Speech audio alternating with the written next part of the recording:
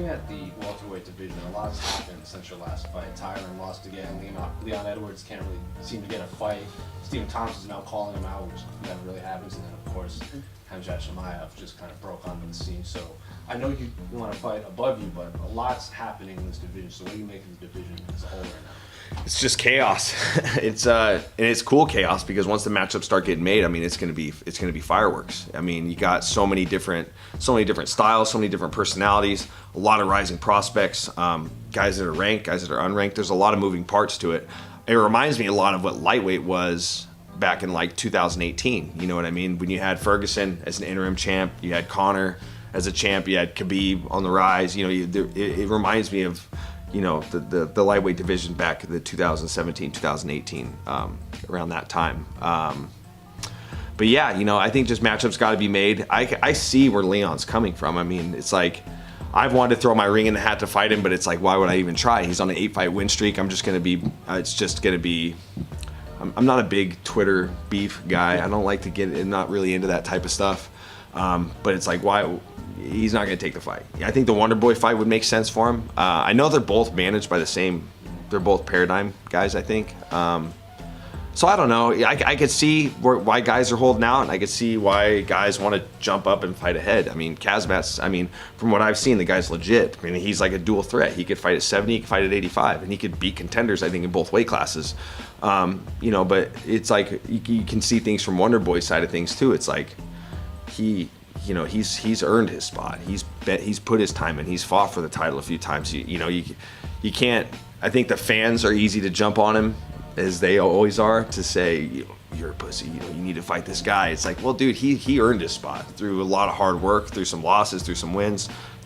Can you blame the guy? You know what I mean? That's a tough fight. Khamzat's a tough fight for pretty much anybody at 170 pounds. Doesn't mean he's not beatable, but, you know, I respect these guys' stances, but at some point, something's got to give, matchups got to get made, and the division's got to get some movement. So hopefully I can shake things up here soon. So say you get healthy and they approach you with the Khamzat fight, who might not be ranked, but he seems to be the biggest name that people are talking about now. It's like, as a fighter, do you look at that, or are you still like, I want to fight above me rather than the biggest name? It's still, I mean, you got to think about it like this. He beats a guy like a veteran, let's say hypothetically he beats a Wonder Boy. Now it's lucrative. Now it's like, hell yeah. You know, now he's proven that he's the real thing. But it's like, I lay it on the line. He beats me. He takes my spot. I beat him. They're like, oh, it's a flash in the pan.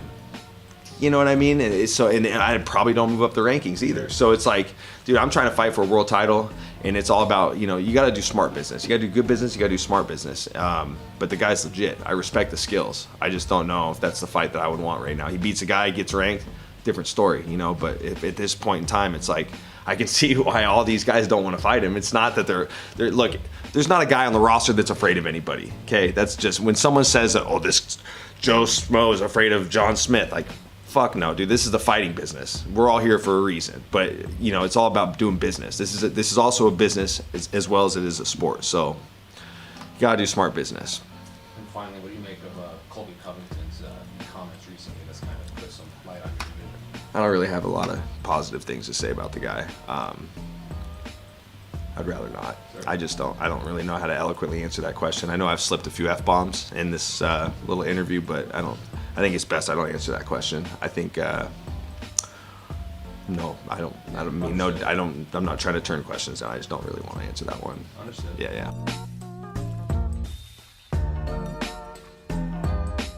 People throw out the terms masterclass and words like clinic, but after all the hype and all the build-up, all the preparation, how would you describe and how do you grade Israel's performance over Paulo Costa? And that's probably an A. Yeah, if you had to give it that sort of, you know, if I had to put it in those terms. But yeah, very happy with the way things went, obviously. But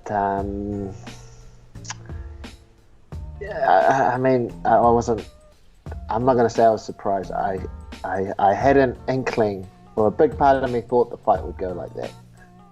Put it that way. I did think that the fight could go that way. The only thing that I was probably a little bit off, I thought that if we did get a stoppage, it would be a little later.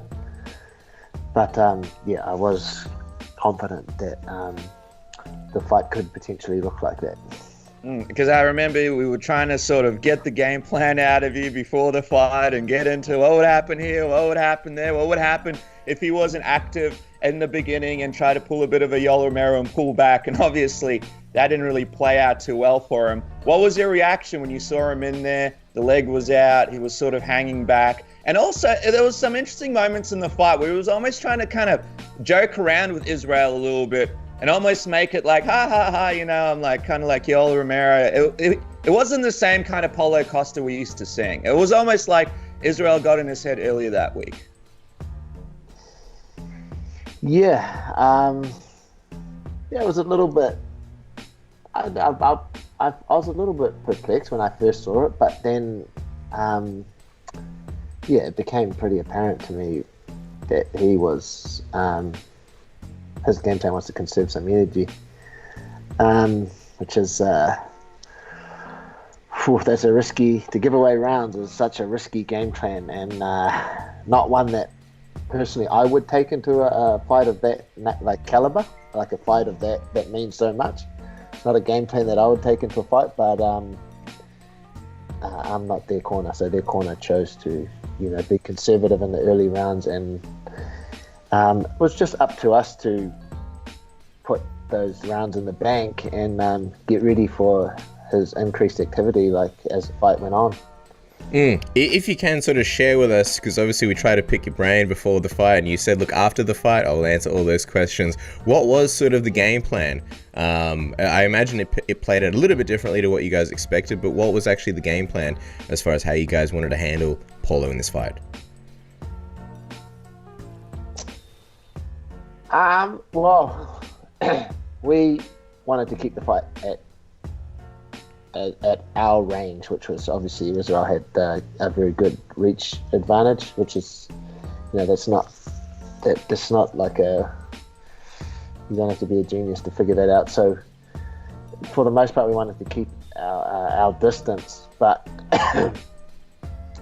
we actually worked a lot of strategies to stay off the cage, because obviously that's the big area that Paulo Costa is dangerous at. But we also, I'm not going to say I'm disappointed that it never got there, but we spent an awful lot of time with particular tactics and strategies when we were pushed into the cage and we couldn't get off the cage. We had some really good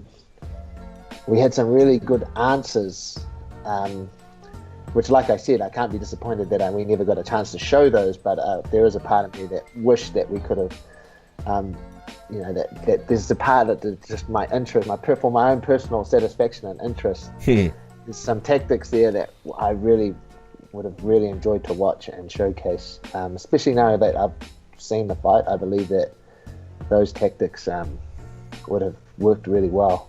But we never got. But for the most part, our game plan was exactly what you saw.